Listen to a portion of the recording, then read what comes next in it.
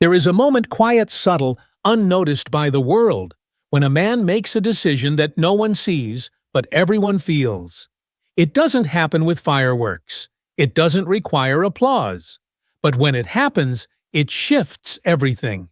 Because in that instant, a man is no longer who he was. He has chosen to build, to rise, to separate, and that moment is now. Right now, the world doesn't need another person scrolling, watching, consuming. It needs a force, a storm with a spine. Someone who doesn't need to be told what to do because they've already decided who they are. That someone, it could be you. But only if you understand this truth. The next 90 days will not wait. They will not slow down. They will not show mercy. They will either break you or build you. And that outcome is not up to the algorithm, your environment, your upbringing, or your circumstances. It is up to you and you alone. There's a reason so few ever experience real transformation. Because most don't understand what 90 days really are. They think it's a sprint, a challenge, a quick fix. But that's a lie. 90 days is not a motivational campaign. It's a crucible, a test of character, a violent collision between who you've been and who you are becoming. And make no mistake, it will not be easy. You will hit walls. You will doubt. You will be tempted to quit, to shrink, to rationalize comfort, because transformation hurts. But that pain, it's not punishment. It's the proof that something old is dying, and something new is trying to be born. You've lived long enough dragging the weight of unfinished commitments. You've started. You've stopped. You've promised yourself change and then postponed it for convenience. But deep down, you know the life you want doesn't come from intention. It comes from immersion. For 90 days, you don't try, you become. You lock in, not with emotion, not with hype, but with structure, precision, and ruthlessness. You stop asking, "What should I do today?" and you start asking, "Who am I becoming today?" That shift from doing to becoming, that's what rewires your identity. Because discipline isn't about effort. It's about alignment, about waking up every single day and living in accordance with who you said you'd be, no matter how you feel, no matter who's watching. This isn't about being productive. It's about becoming inevitable. And that begins with the mind, because you will never outperform your thoughts.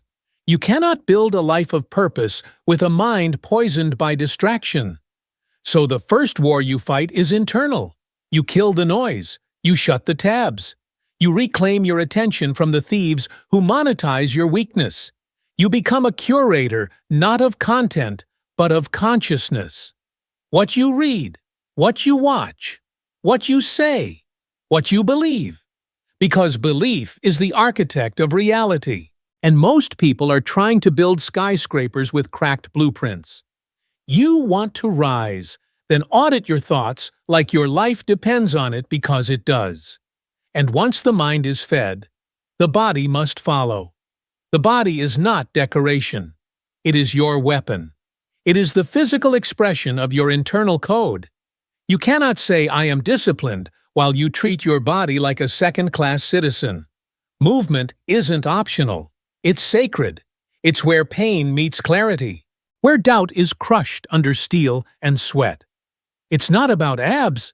It's about command, about honoring the physical machine that carries your vision. You want a mind that focuses under pressure, then build a body that doesn't flinch under strain. But mindset and muscle mean nothing without mission. Because the world is full of strong, smart, wasted men. Men with ideas and talent, but no execution. They confuse potential with progress. But you understand that clarity is your fuel. So every day for the next 90 days you build, you create, you ship, you execute. No matter how small, because small repeated acts become momentum. And momentum is the most powerful currency in the world. You don't wait for inspiration. You work until inspiration arrives. And then you work even more. You show up when it's boring, when it's hard, when it doesn't look like it's working. Because builders don't build for applause. They build because they must. But even the sharpest mind, the strongest body, and the clearest mission will collapse without stillness. Because in a world addicted to motion, stillness is your competitive edge. Stillness is not laziness. It is the throne where clarity reigns. You sit, you breathe, you disconnect, not to escape, but to remember, to feel, to process, to hear the whisper beneath the noise keep going. 10 minutes a day of stillness can save you from 10 years of distraction. So protect it as fiercely as your work, as seriously as your rituals. Because in that stillness, you don't find yourself, you face yourself. And what do you see? Do you see someone you trust? Someone who follows through? Someone who can be counted on by others and by themselves? Because at the end of the day, success doesn't come from talent. It comes from trust. Not public trust. Self-trust. The quiet knowing that when you say, "I will," you do. That's what 90 days is really about. It's not about results. It's about becoming the kind of person who no longer needs to see progress to keep going, because they know progress is inevitable if they stay locked in. You've tried dipping your toes. Now it's time to burn the boat. You've flirted with discipline. Now it's time to marry the process, because comfort is not your friend. It's the slow assassin of greatness. It whispers sweet lies and leaves you empty. But pressure tells you the truth. And here is the truth. The next 90 days will be hard, but you don't want easy. You want change, and change demands a price. It will cost your distractions. It will cost your laziness. It will cost your excuses, your comforts, your victim stories. But in return, it will give you something most never receive. Identity is not something you're born with. It's not a label someone handed you. It's not your past. It's not your circumstances. Identity is a decision enforced by repetition. It's a pattern carved into your brain through action or inaction. And that's what makes this dangerous. Because if you repeat procrastination, that becomes who you are. If you repeat quitting when it's uncomfortable, that becomes who you are. If you scroll every time you feel resistance, then your identity is escape, not elevation. But the opposite is also true. If you show up even when you're tired, if you stay disciplined even when it's boring, if you take one more step even when no one's watching, that becomes who you are. Builder, closer, finisher. So ask yourself, for the next 90 days, what identity will you reinforce? Euro 8 and 33. You see, the beauty of these 90 days is that they don't care who you were. They don't care how many times you've failed. They only care what you decide now. Because in the next 3 months, you can rewrite the software of your life. But it requires one thing: most people are terrified of: consistency without applause. That's where the magic is. In the invisible work. The meals no one sees you prep. The early mornings no one claps for. The pages you write when your brain says not today. The reps you do in silence. The books you study alone. The distractions you say no to, not once but every day. This is not about the perfect plan. It's about the daily contract. Because the contract you sign with yourself every morning is worth more than any vision board. It's worth more than motivation. It's worth more than hype. Your rituals, your environment, your inputs, your non-negotiables. These are the bricks, and your discipline is the cement. You stack those bricks day after day, and soon you're not just motivated. You're built. You're unshakable. You don't hope for progress. You expect it because you know you've paid for it in full. And this is where most people fall. Not in effort, in boredom. They do the work for a week, maybe 2. Then the excitement fades. The novelty dies. And when the emotion disappears, so does their commitment. But listen closely. Boredom is the doorway to greatness. Most people quit because they think boredom means it's not working. But boredom is just the echo of repetition.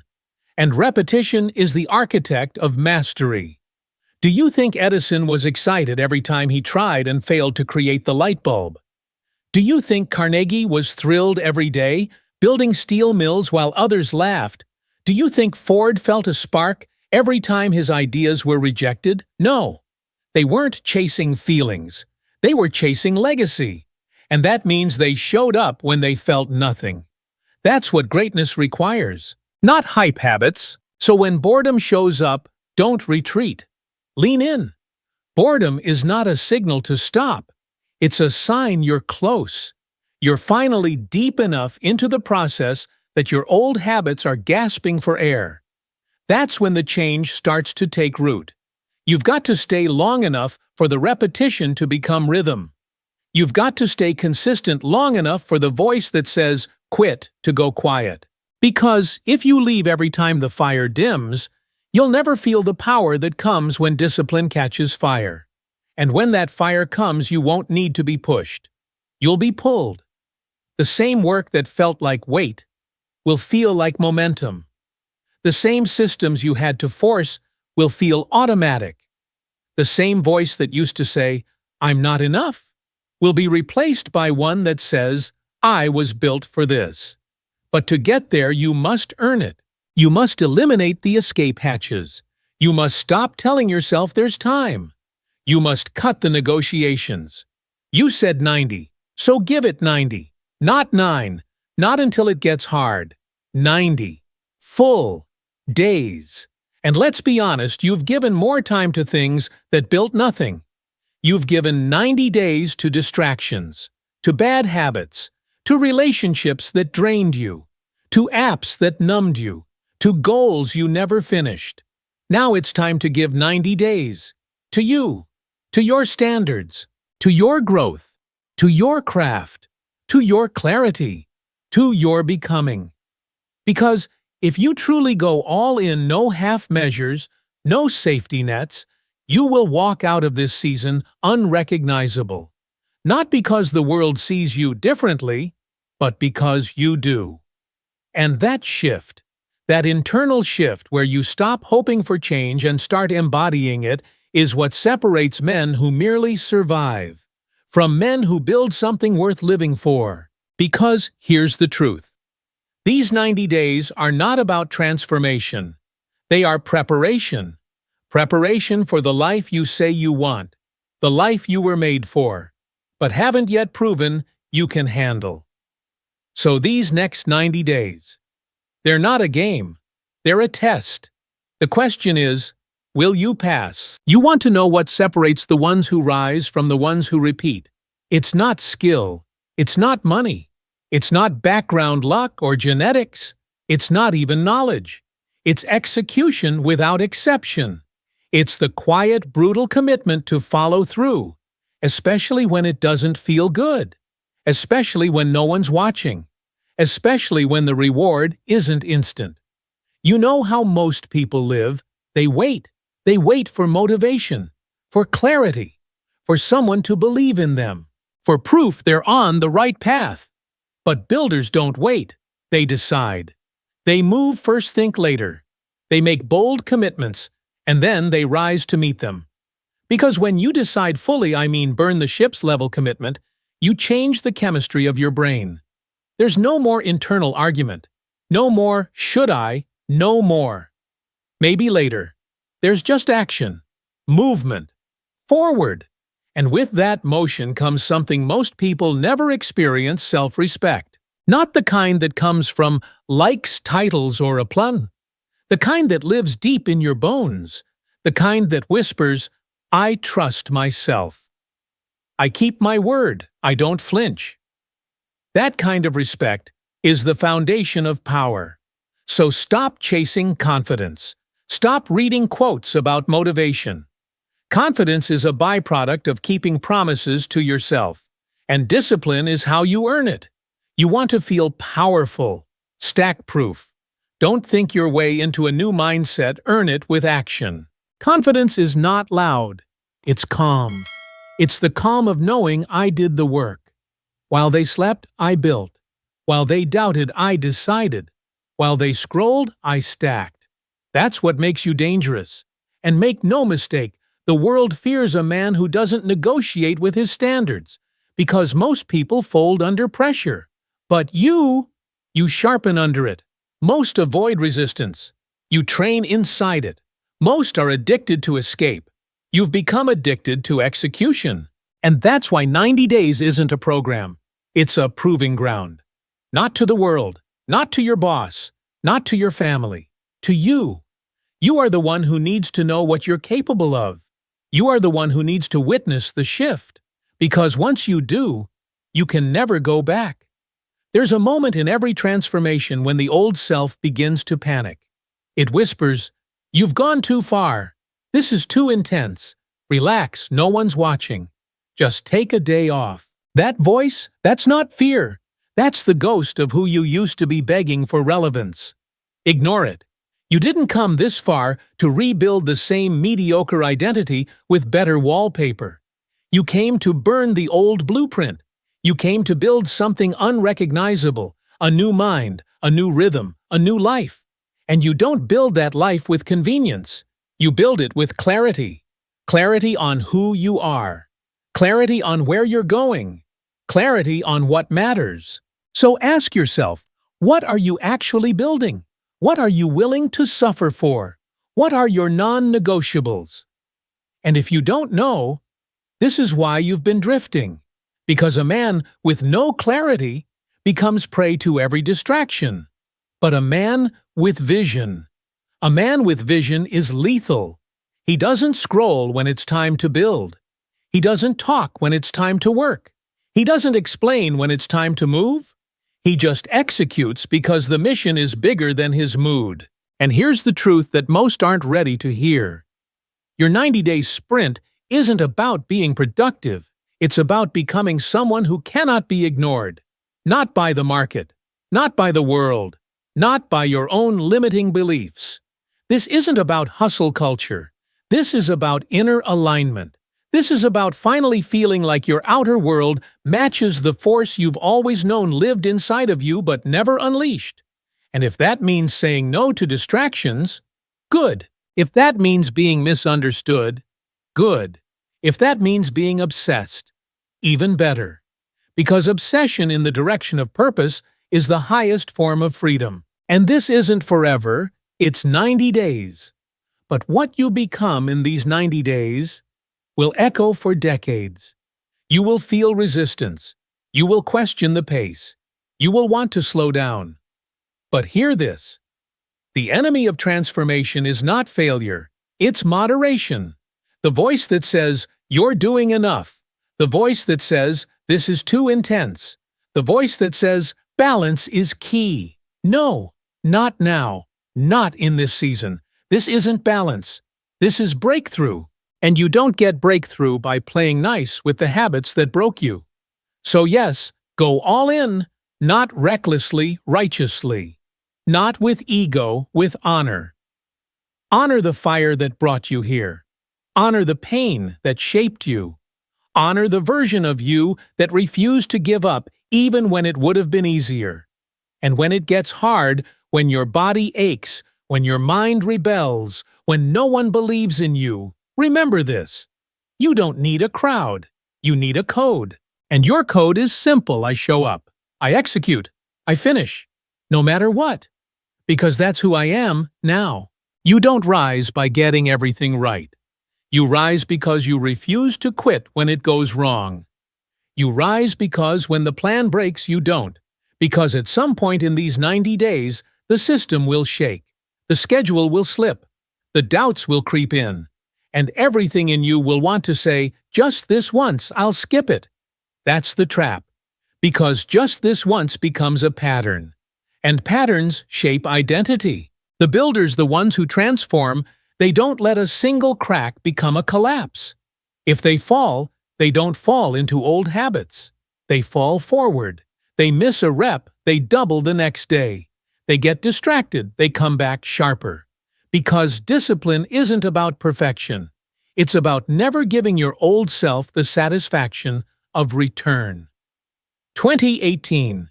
Your old self wants back in. He remembers what it was like to drift, to hide, to numb, to be liked. But you're not here to be liked. You're here to become respected by the future version of yourself. So no, you don't get to entertain weakness anymore. Not because you're invincible, but because you're decided. And when you're truly decided, your feelings lose their vote. You don't ask them how to act. You act, and they follow. That's how you lead yourself. That's how you command momentum. That's how empires are built from men and women who are more loyal to their mission than to their moods. And when that discipline is tested not in the morning, not when it's fresh, but at night when you're tired, when no one's watching, when the world is asleep, what will you do? Will you reach for ease or for excellence? Will you tap out or tap in? This is where most people break. Not at the beginning, not during the motivation, but in the middle, in the valley. Because the middle is quiet. It's thankless. It's slow. You're doing the work, but there's no visible result yet. And your mind starts playing tricks. Is this even working? Maybe I should try something else. But this is the test. The test to see if you're building something real or chasing a rush.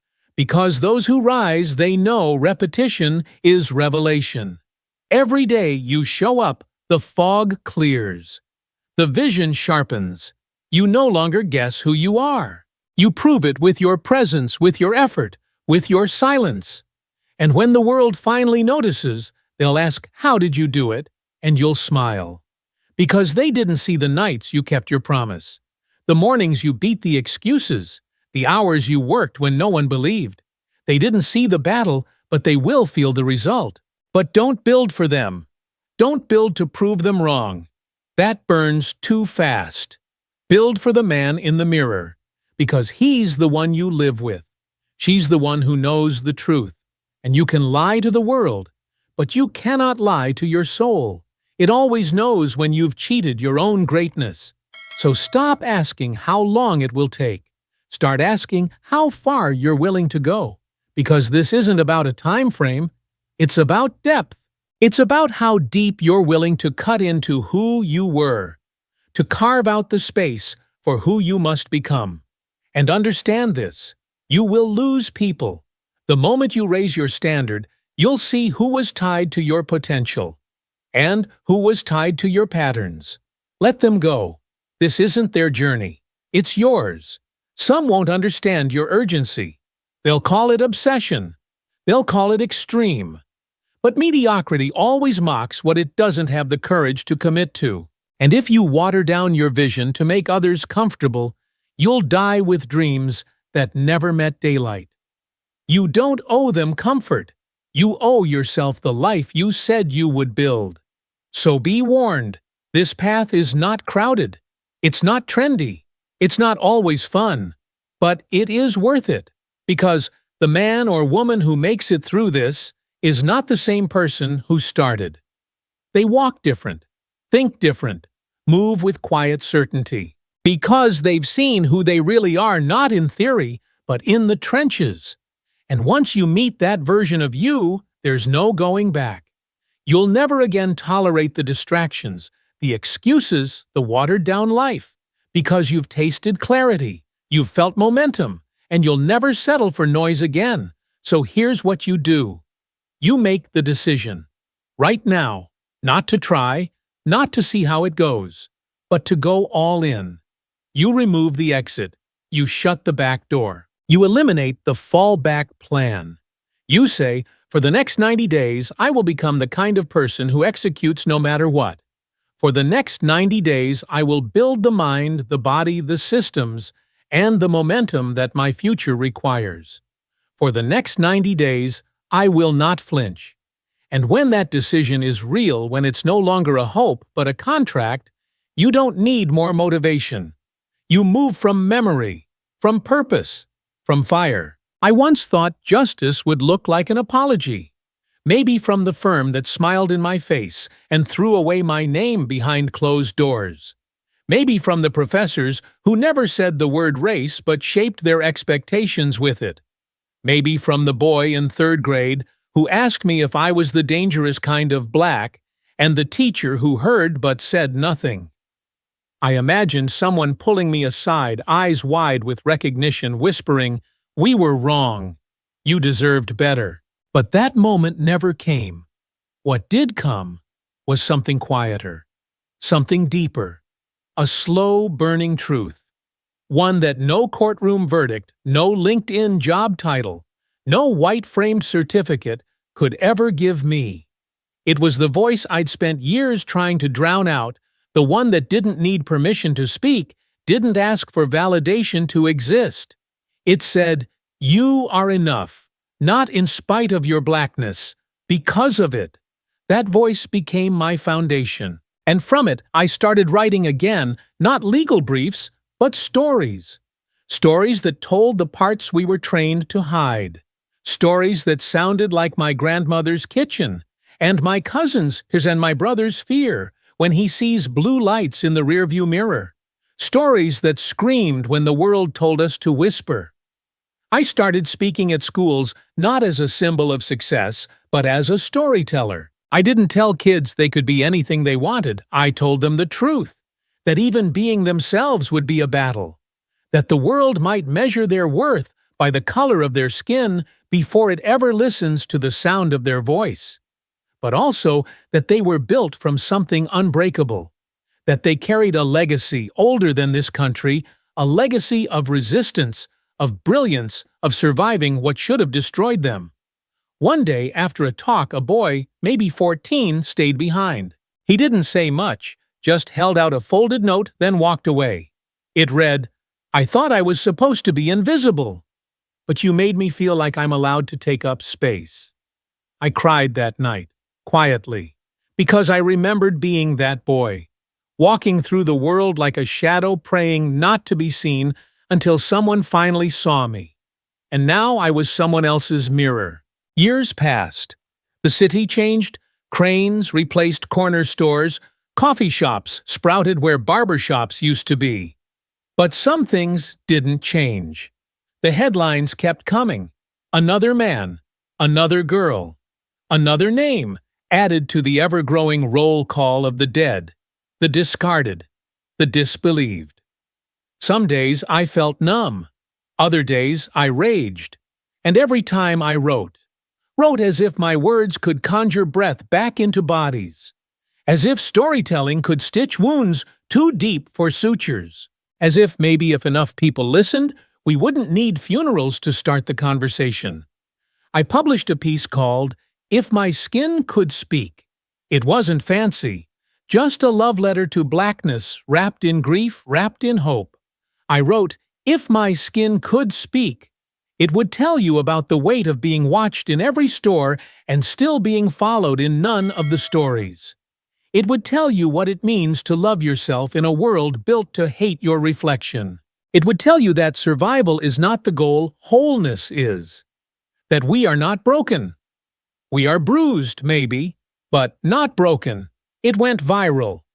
Emails flooded in, some thanking me, some furious, some broken open in ways I couldn't have imagined. But the one that stays with me came from a teacher in South Carolina. I read this to my class of mostly white students. One of them cried. He said he never thought about what it felt like to live in skin that doesn't get to rest. That was the moment I realized this fight isn't just for those of us who live inside this truth. It's also for those willing to listen to it. We don't need allies who pity us. We need co-conspirators who are willing to stand beside us when it's uncomfortable, when it costs something, when silence would be easier. Empathy doesn't begin in agreement. It begins in listening, in sitting with someone else's pain long enough for it to shape your own. One more story. A few weeks ago, I walked past the firm that once dismissed me. The logo was bigger now, gold-plated. I stood across the street just watching. For a second, I imagined going inside, demanding a meeting, dropping credentials on their polished desk, like justice served cold. But then I smiled, because I didn't need their apology anymore. Their rejection had become my liberation. They couldn't contain what I was never meant to shrink. So I turned away. Back into the world that still needed voices, still needed mirrors, still needed stories, like mine. I am not just a black man with degrees. I am a witness, a survivor, a reminder that truth doesn't need permission to exist. And if my skin could speak, it would not whisper. It would sing, of ancestry and fire, of injustice and defiance, of joy so rooted not even chains could suffocate it, of a people who were never lost, only unheard. And now we speak.